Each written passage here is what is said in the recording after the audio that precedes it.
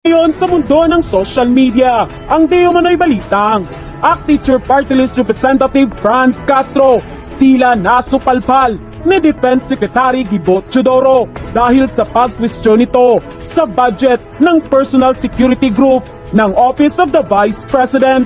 At ito na nga mga kababayan, uminit ang mga eksena sa nangyaring pagdinig ng Kongreso patungkol sa budget hearing ng Department of National Defense dahil ACT-Teacher Party List Representative Franz Castro muli na namang humirit at kwenisyon kung nasaan ang funding requirement ng Vice President Security and Protection Group. Ayon nga kay ACT-Teacher Representative Franz Castro, 433, parang isang batalyon na di umano ang personal security ng Vice President Sara Duterte. Dahil dito, dinipensahan naman ni Defense Secretary Gibo Teodoro ang pagkakaroon ng Vice President Sara Duterte ng Security and Protection Group. Ayon kay Defense Secretary Gibo, tatayuan ko ito dahil ang VP noon ay dinagdagan noon sa PSG budget at hindi consistent ang kanilang suporta.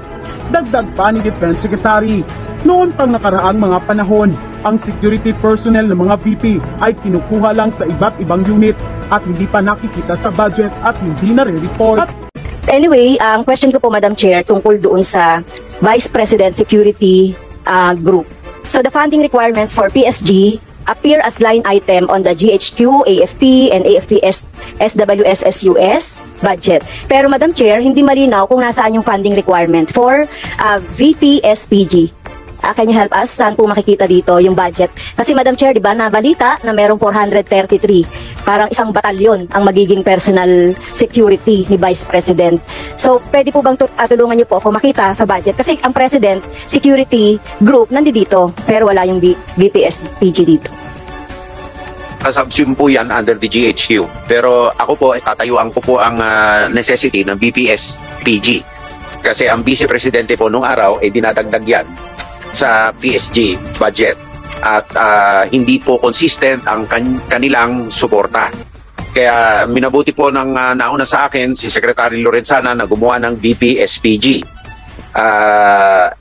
Ang allocation po niya ay 75 million sa 2024. Kaya 400 po yan dahil OVP, mga advanced locations po na pinupuntahan niya, DepEd, rotation po ng mga staff, at support ho sa kanyang opisina. Pagka hindi ho nilitaw ito ng tama, mabuti nga po nilitaw, kukunin ho ito sa iba't ibang mga units sa mga requirements niya. Kaya mabuti po nililitaw nga na klaro. So, nandito po doon sa sinasabi ninyong PSG protection ng Presidential Security Group. Kasama nakasubsume po ba doon, hindi Madam po. Chair? Hiwalay po. VP-SPG po. Galing sa GHQ ng gagawin. So, saan? Sa HQ? GHQ po. GHQ budget po, naka-sub-allocate na lang po dyan. Naka-sub-allocate sa GHQ. So, titignan ko rin po yun sa hindi po sila budgetary unit. 676. Kaya po, hindi po sila... So, ibig sabihin nito, ang sweldo kinukuha sa DND pa rin po? Sa GHQ po, sa AFP, hindi po sa DND. Sa AFP. Sa AFP. Ang sweldo po ng DND, hiwalay po. Okay, so, sinasabi niyo po na etong mga 433 na CQ forces ay 433 po, 345 po ang actual. Pero nakalagay po sa COA report ay 433. Last year po yun. Hindi po. Okay, so last year 433. This year, ilan po? 345 po. Okay, 345. Sa history po ba ng ating security ng Vice President, ilan po ba yung common na dinidetail po ng AFP, Madam Chair? Madam Chair, I was reviewing the guidelines, the security guidelines. What it says here is just it's just to develop a security sector assistance roadmap to identify priority defense platforms, in order for our modernization planning with the United States. And force packages over the next 5 years to bolster capabilities, but that does not imply in Madam the Chair, security yung assistance sinasabi ko pong roadmap. security, parang mali po yung sagot sa akin ng Secretary, Madam Chair. ano po ba yun? Tinatanong ko lang po, sa kasaysayan, nagkaroon po ba ng ganito karami na security Madam Chair, I'm just interjecting for the Vice previous President. question on the guidelines. Because Okay, at tapos na po tayo doon sa bilateral security guidelines. Sabi ko, sa plenary na lang po natin yung pag-uusapan, Madam Chair. Okay. Intervention po ang US. It is just to coordinate with our modernization po.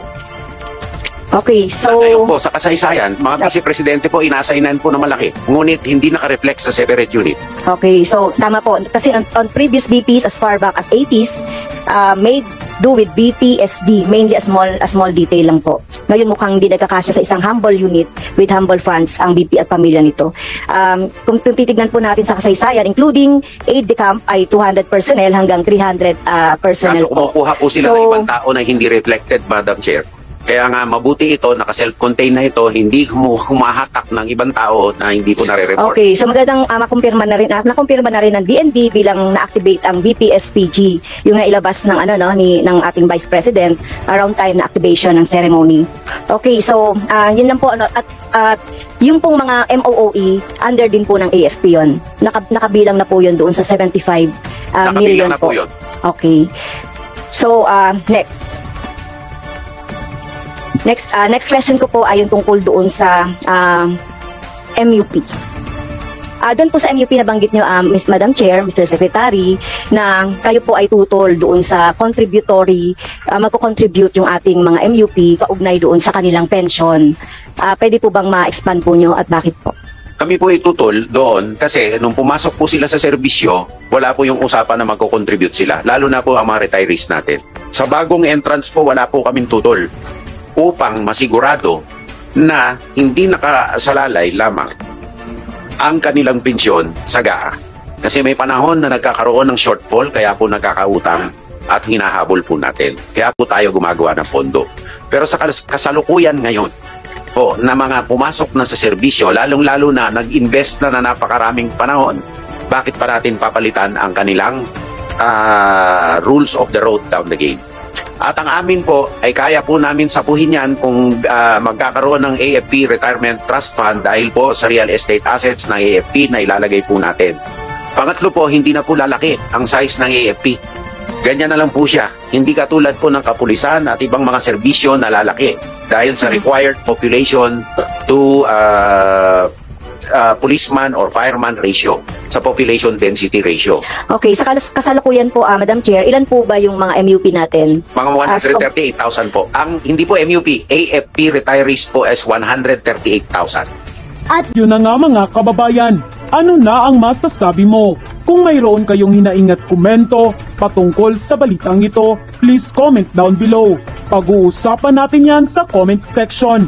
At kung nagustuhan nyo ang video, ay huwag kalimutang mag-like at i-share na din para mas marami pang makaalam at umabot ito sa marami sa ating mga kababayan.